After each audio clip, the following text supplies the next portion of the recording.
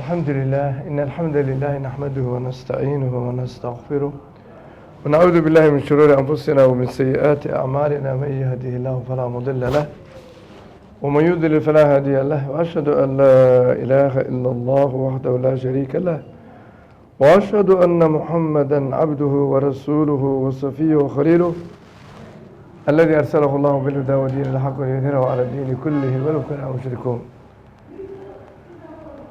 أما بعد فإن أصدق الحديث كتاب الله وخير الهدي هدي محمد صلى الله عليه وسلم وشر الأمور محدثاتها وكل محدثة بدعة.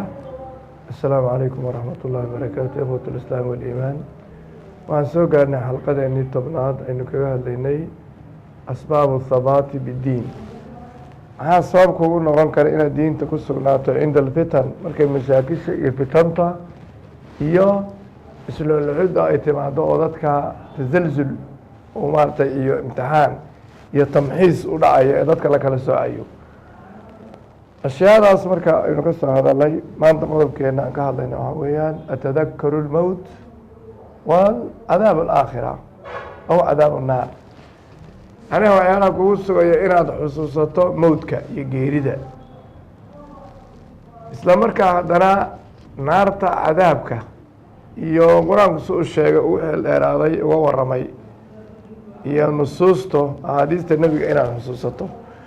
taa waxay kugu xambaari kartaa inaad kitaabka ilaahay ku sugnaato, diinta alla ku sugnaato. ilahay qur-aankiisa kaliimka wuxuu ku le qul ina almowta aladii tafiruuna minhu fainahu mulaaqiikum. mowdkan iyo geeridan aada ka cararaysaan meel kasta or joogtaan wuu idinla kulmi, wuu idin dabageli, wuu idin iman. ajashiisana ma dhaafaysaano faidaa jaa ajalukum aw faidaa jaa ajaluhum laa yastaakiruuna saacata walaa yastaqdimuun. hadday ajashoodu ay timaado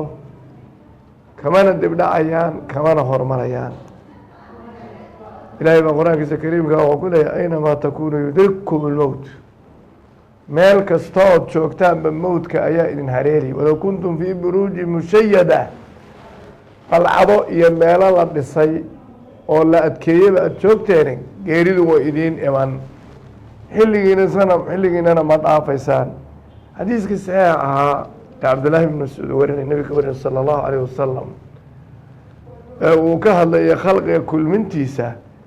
ayaa qofku 40 waa andhuuf, 40 waa in yaroo dhiiga, 40 waa mudqa. 120 markuu gaadho malaga ayaa la dirayaa,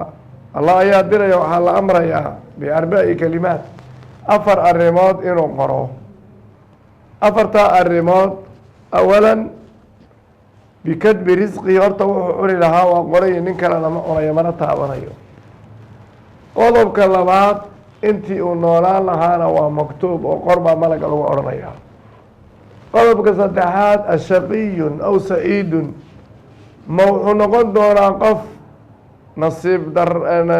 nasiib laawo ah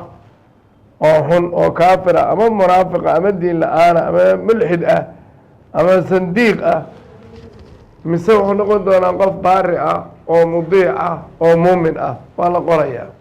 qodobka afraad waxaa la qorayaa adakarun ow unha, ma labaa ma dhadigbaa. idan waa wax maktuub oo qoran. siqadaad markaa helaysa waxaa kamid a waktigaaga ma dhaafaysid. wain umirnaa bilakdi alasbaab, asbaabta waad qaadan kartaa oo taxadari kartaa,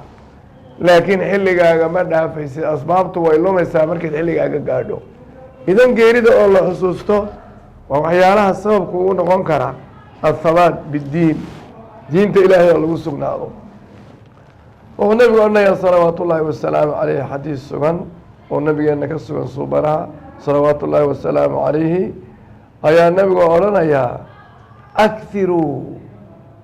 akthiruu haadima ladaad. waxaad badisaan sheegi dikriga ka horeysa, akthiruu dikri haadima ladaad. waxyaalaha macmacaanka gooya sheegitaankooda badiya waa geerida. akthiruu dikra haadimi ladaad,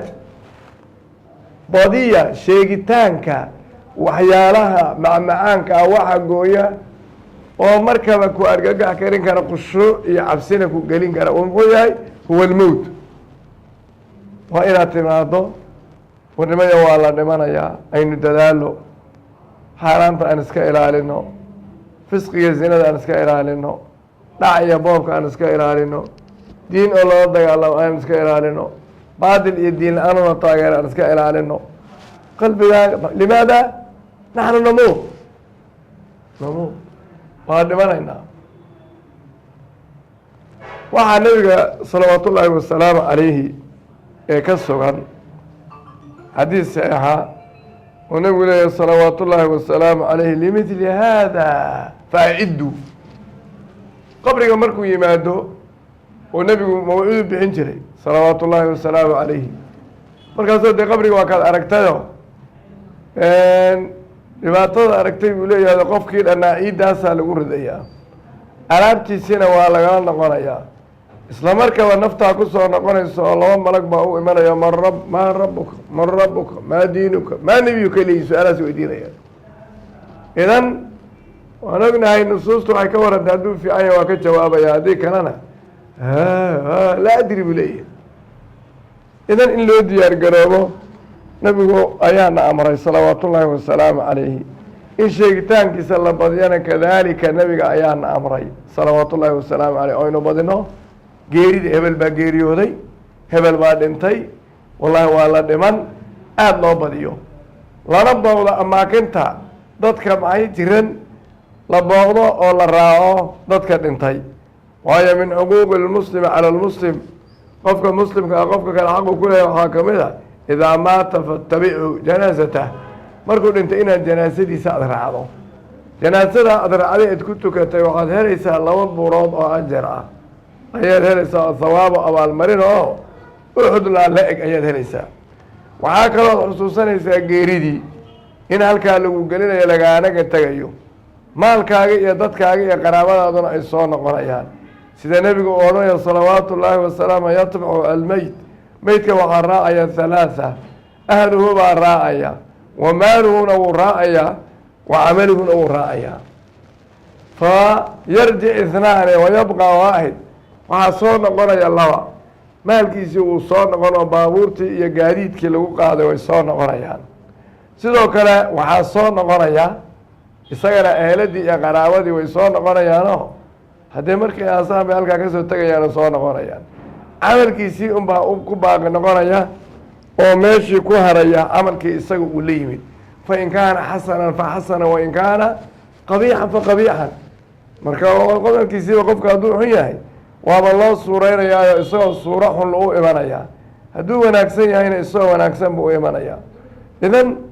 nebiga salawaat ullaahi wasalaamu caleyh maalin maalmaha kamid a ayuu hooyadeen usoo galay zaynab bintu jaxshin markaasuu yihi laa ilaaha ila allah ina lilmowti la sakaraat ilaah mooyaa alla kale ma jiro mowdka iyo geeriduna sakaraad bay leedahay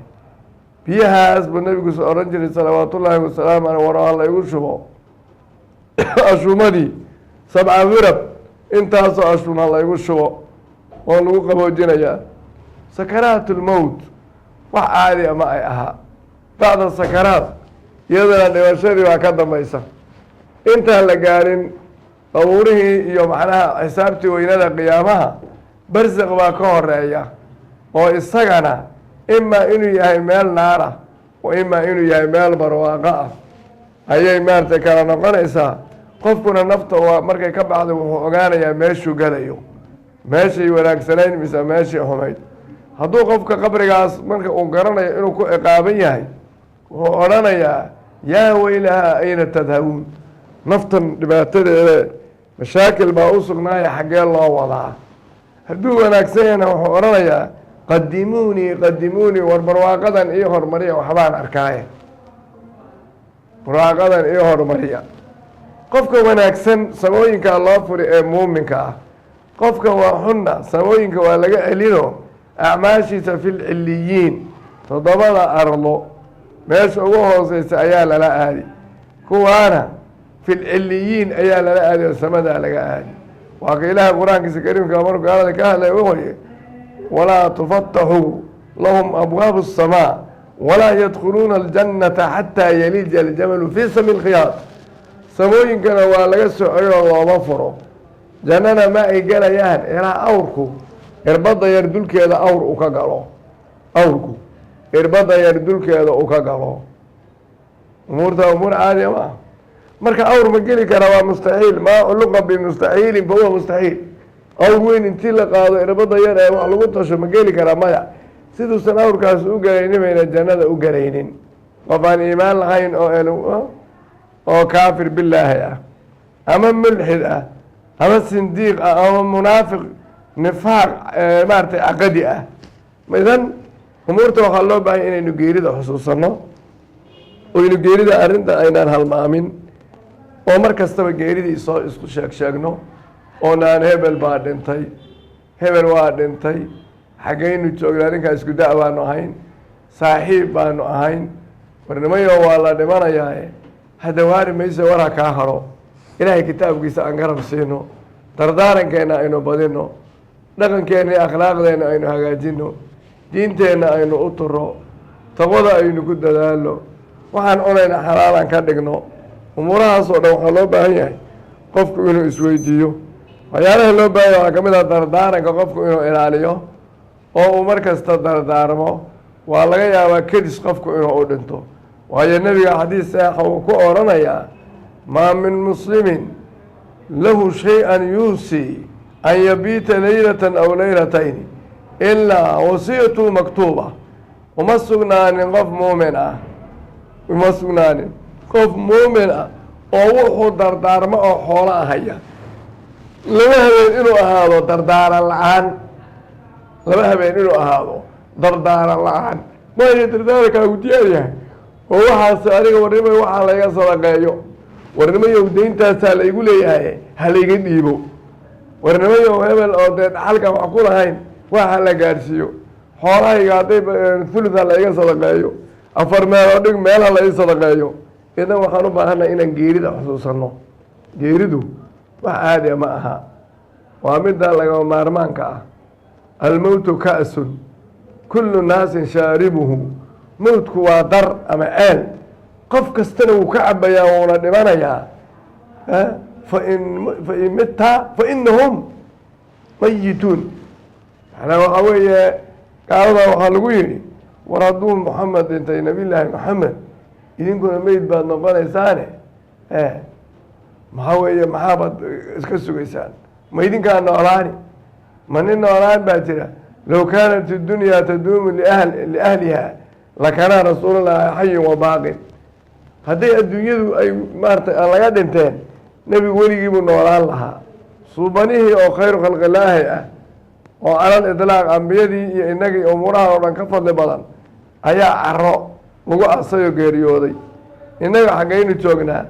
meeqaa nin dhimatay meeqaa dhimatay bishan bishii ka horreysay meeqaa taqaanaayoo dhimatay adigana waxaa weeye dadkaasi dembi gaara bayna geline xilligaagu waa kugu soo socdaa idan waxaa loo baaha inaynu isticdaad qaadano taxadar qaadano oo dadaalo ilaahay baa qur-aankiisa kariimka wuxuu ku leeyahay yaa ayuha aladiina aamanuu itaquu llah walaa tamuutunna ilaa wa antum muslimuun warnimayahu ilaahay ka baqa hana dhimanina inaad idinkoo munqaadiina oo alla u hogaansamo inaad tiin mooyaane marka inshaasaan doonaya inaan kusoo gabagabay nas'al allah alcafa walcaafiya wasala allah cala nabi lkariim wasalaamu calaykum waraxmat ullahi wabarakaatu